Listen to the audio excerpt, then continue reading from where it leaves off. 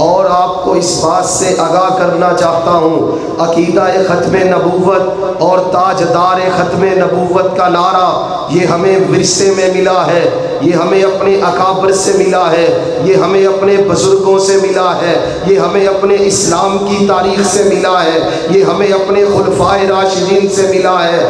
اس عقیدے کے ساتھ اور اس نعرے کے ساتھ نہ پہلے کبھی ہم نے غداری کا سوچا ہے اور نہ غداری کرنے والوں کا پہلے ہم نے راستہ چھوڑا ہے۔ آج بھی انشاءاللہ ہم اسی راستے پہ کھڑے ہیں، اسی جگہ پہ کھڑے ہیں، اسی مقام پہ کھڑے ہیں جہاں شیخ الکل فی الکل سید نذیر حسین محدث دہلوی رحمت اللہ علیہ کھڑے تھے۔ آج بھی ہم وہاں کھڑے ہیں جہاں بطل حریت حضرت محمد حسین بٹالوی رحمت اللہ علیہ کھڑے تھے۔ آج بھی اسی رستے پہ کھڑے ہیں جہاں مولا میر ابراہیم سیال کوٹی کھڑے تھے۔ آج بھی اسی رستے پہ کھڑے ہیں جہاں قاضی سلمان منصور پوری رحمت اللہ علیہ کھڑے تھے۔ آج بھی اسی رستے پہ کھڑے ہیں جہاں عبدالحق غزنوی رحمت اللہ علیہ کھڑے تھے۔ آج بھی اسی رستے پہ کھڑے ہیں جہاں مناظر اسلام فاتح قادیان حضرت شیخ الاسلام مولانا ثناء اللہ امرسری کھڑے تھے۔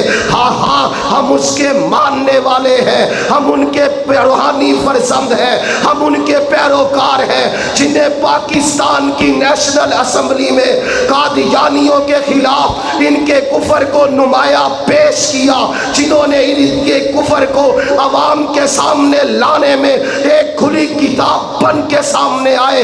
ابراہیم کبیر پوری رحمت اللہ علیہ کے ہم فرزند ہیں اور اسی راستے پہ کھڑے ہیں، اسی چرستے پہ کھڑے ہیں، اسی مقام پہ کھڑے ہیں، اور انشاءاللہ آج اعلان کرتے ہیں کہ ہم اس راستے کو چھوڑیں گے، اس راستے سے ہٹیں گے۔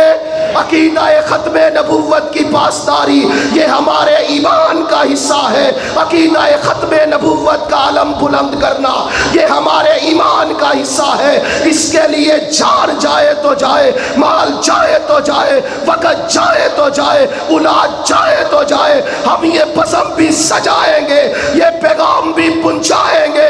سنا منکرین ختم نبوت، انشاءاللہ تاجدار ختم نبوت کے نعرے بلند ہوں گے کہ نہیں؟ تاجدار ختم نبوت، تاجدار ختم نبوت،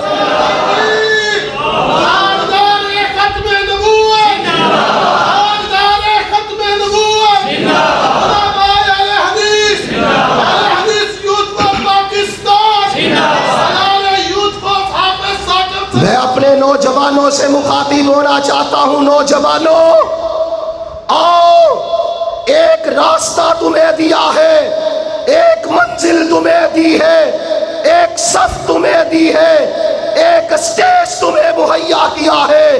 آج وطن عزیز میں ایک طرف تنظیمیں نوجوانوں کو رقص کرنے پہ مجبور کر رہی ہے، ایک طرف تنظیمیں ملک کے خط و خال کو مٹانے میں تقسیم کر رہی ہے۔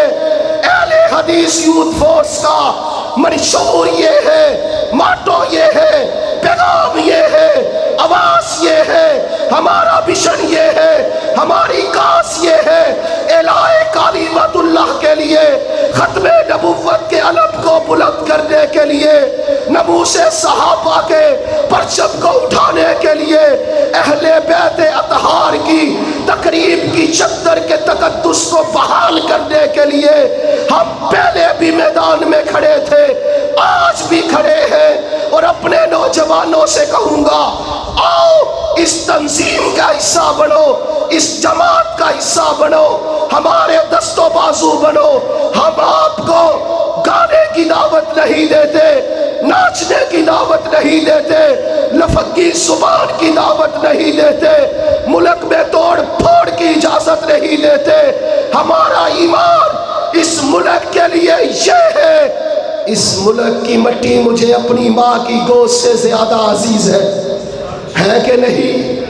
اس ملک کا ذرہ ذرہ مجھے اپنی جان کے سے زیادہ عزیز ہے، اس ملک کا پتا پتا مجھے اپنے خون کے قطروں سے زیادہ عزیز ہے۔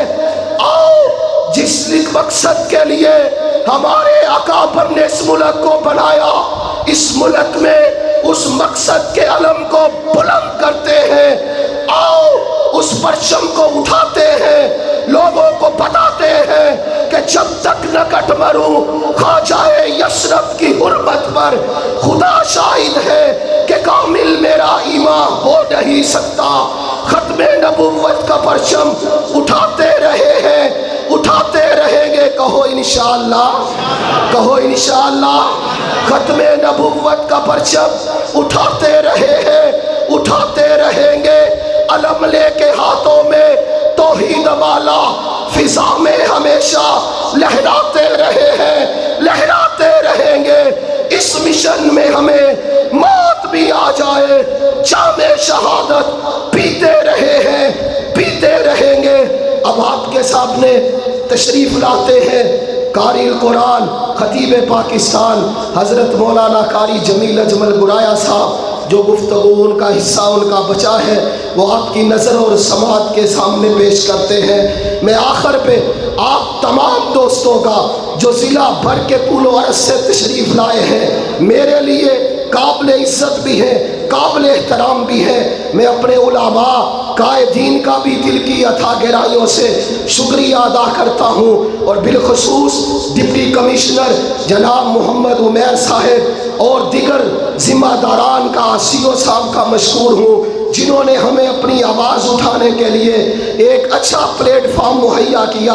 انشاءاللہ ضلع جھنگ کے طول و عرض میں یہ فضائیں اور یہ آوازیں گونجتی رہیں گی، انشاءاللہ گونجتی رہیں گی، ملاقاتیں ہوتی رہیں گی، بزمیں سجتی رہیں گی۔ آپ اطمینان کے ساتھ بیٹھیں، سکون کے ساتھ بیٹھیں اور اپنے سینوں کو دلائل سے مزین کر کے جائیں۔ وآخر دعوانا الحمدللہ رب العالمین۔